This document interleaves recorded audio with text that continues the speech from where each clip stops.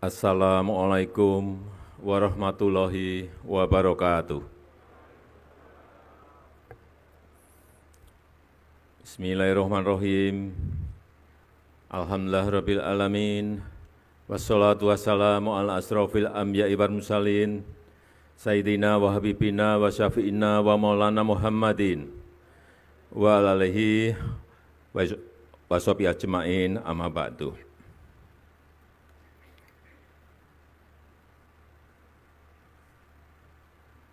Yang saya hormati, yang saya muliakan Wakil Presiden Republik Indonesia sekaligus Mustasyar PBNU Profesor Dr. Kiai Haji Ma'ruf Amin beserta Ibu. Yang saya hormati, yang saya muliakan Rais Am, Pengurus Besar Nahdlatul Ulama, Bapak Kiai Haji Miftahul Ahyar beserta seluruh jajaran Syuriah. Yang saya hormati, yang saya muliakan Ketua Umum PBNU Profesor Dr. Kiai Haji Said Agil Siroj beserta seluruh jajaran Tanfizyah.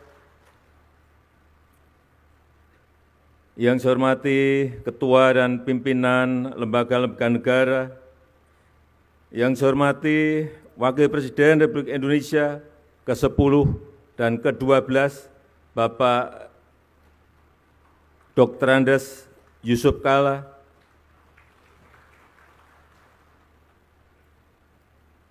yang saya hormati para Menteri Kabinet Indonesia Maju yang hadir, seluruh jajaran Mustasyar PBNU, yang saya muliakan para kiai, para masyayikh, para alim ulama, Gubernur Provinsi Lampung, beserta seluruh Bupati dan Wali Kota yang hadir, yang saya hormati seluruh jajaran pengurus wilayah, pengurus cabang, sampai pengurus ranting NU dari seluruh tanah air, beserta muktamar, hadirin dan undangan yang berbahagia. Pertama-tama atas nama pemerintah, atas nama masyarakat, atas nama negara, saya menyampaikan terima kasih dan penghargaan yang tinggi kepada Nahdlatul Ulama yang telah membantu pemerintah dalam menenangkan umat, menenangkan masyarakat dalam masa pandemi ini. Yang kedua juga terima kasih untuk Nahdlatul Ulama yang juga telah mengajak masyarakat untuk mentaati protokol kesehatan dan mengajak masyarakat untuk berbondong-bondong ikut dalam program vaksinasi. Ini saya rasakan betul betapa ajakan para kiai, ajakan para ulama betul-betul berdampak pada meningkatnya keinginan masyarakat untuk ikut vaksinasi. Pada awal-awal program vaksinasi, begitu keluar yang namanya vaksin AstraZeneca, banyak daerah yang tidak mau mengambil. Padahal saat itu stok yang banyak adalah AstraZeneca. Tetapi begitu saat itu ada telepon dari para kiai dari Jawa Timur, Pak Presiden, silahkan semuanya vaksin dikirim ke Jawa Timur, kami terima. Besoknya saya ke Jawa Timur, betul, para kiai berkumpul dan benar-benar semuanya mau menerima vaksin itu Setelah itu, semua daerah satu persatu mau. Inilah pengaruh para ulama, para kiai dalam mengajak masyarakat untuk ikut vaksinasi. Kita tahu di bulan Juli, tepatnya pertengahan Juli, 15 Juli, kita berada pada posisi keadaan yang sangat mencekam. Ngeri saya kalau menceritakan. Semua rumah sakit di Jawa dan Bali penuh. Oksigen kurang. Obat habis, kekurangan. Kasus harian saat itu 56.000. 56.000, sehingga rumah sakit tidak mencukupi. Di lorong-lorong rumah sakit, semuanya pasien-pasien antri untuk bisa masuk ke ICU.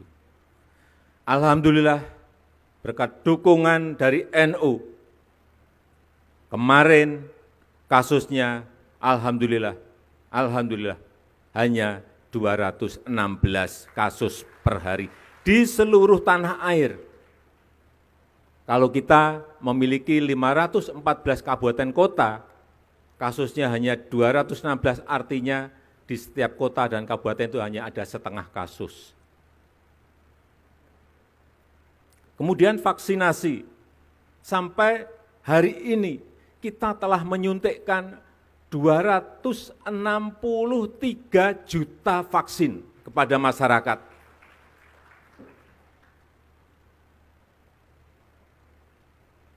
Bapak Kiai bisa membayangkan menyuntikkan kepada 263 juta kali suntikan. Itu sebuah pekerjaan yang sangat rumit, sangat kompleks.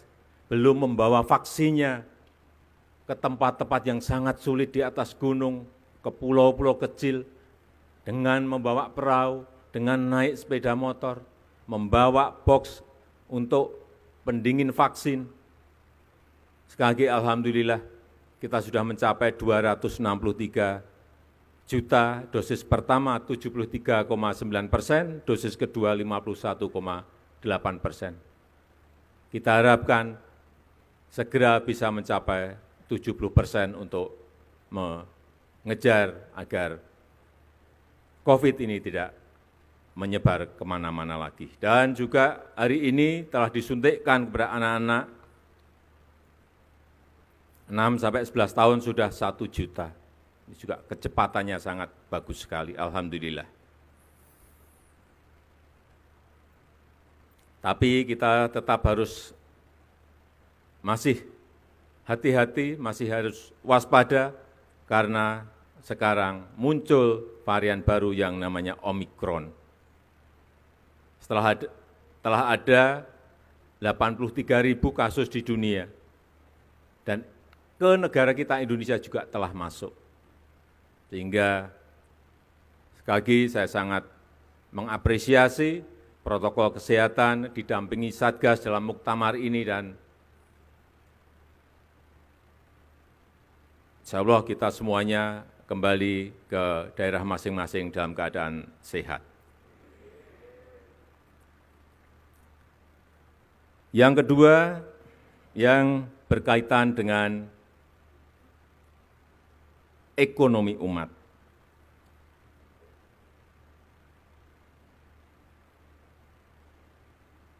Kita tahu banyak yang disampaikan mengenai masalah pemerataan, seperti tadi juga Bapak Ketua Umum PBNU juga menyampaikan. Memang kita harus berbicara apa adanya, pemerataan bukan sebuah hal yang gampang untuk dilakukan. Tetapi saya melihat bahwa kekuatan di NU sekarang, anak-anak muda yang pinter-pinter, santri-santrinya yang pinter-pinter, yang keluaran banyak dari universitas-universitas yang besar dari seluruh negara yang ada di dunia ini, apabila ini bisa dirajut dalam sebuah kekuatan lokomotif, saya meyakini ini bisa menarik gerbong yang ada di bawah untuk bersama-sama dalam rangka mensejahterakan kita semuanya. Saya menawarkan yang muda-muda ini dibuatkan sebuah wadah, bisa PT atau kelompok usaha, dan pemerintah, saya menyiapkan, kalau siap, saya menyiapkan konsesi.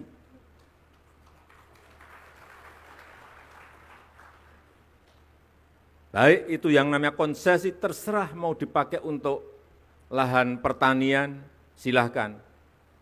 Saya juga ingin menyiapkan konsesi minerba.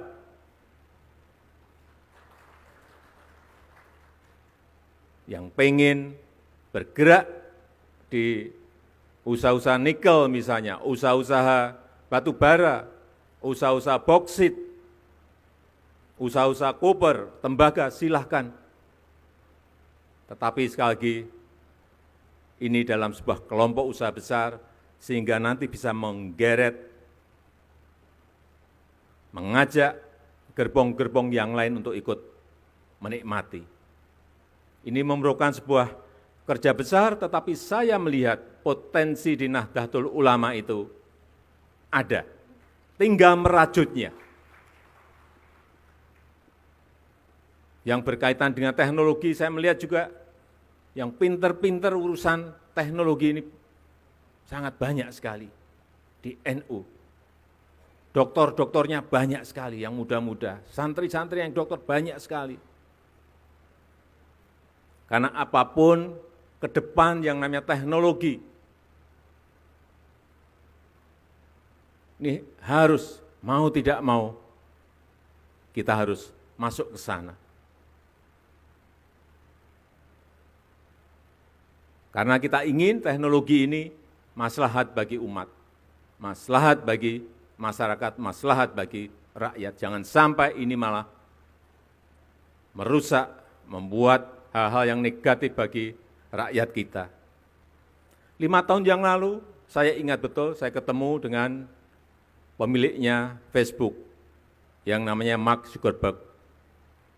Saya diajak saat itu main pingpong, tapi tidak ada bola pingpongnya, tidak ada meja pingpongnya. Maka kacamata, Oculus, kemudian main bersama. Sama kayak main pingpong persis 100%. Tak, tok, tak, tok, tak. Keringetan juga. Dan dia membisikkan kepada saya, Presiden Jokowi, ini baru awal. Nantinya semuanya akan virtual, semuanya akan muncul yang namanya metaverse. Restoran virtual, kantor virtual, wisata virtual, mall virtual. Hati-hati mensikapi ini. Dan NU, karena di dalam temanya berkhidmat untuk peradaban dunia, hati-hati memang peradaban itu harus kita pengaruhi. Agar maslahat bagi umat manusia di seluruh dunia, khususnya di negara kita, Indonesia. Nanti semuanya, dakwah virtual, pengajian virtual, tetapi betul-betul kayak kita ketemu seperti ini. Bukan seperti sekarang yang masih Vicon. Bukan. Metaverse akan merubah. Saya tidak tahu apakah karena pandemi ini menjadi dipercepat 5 tahun atau 10 tahun, tapi pasti datang.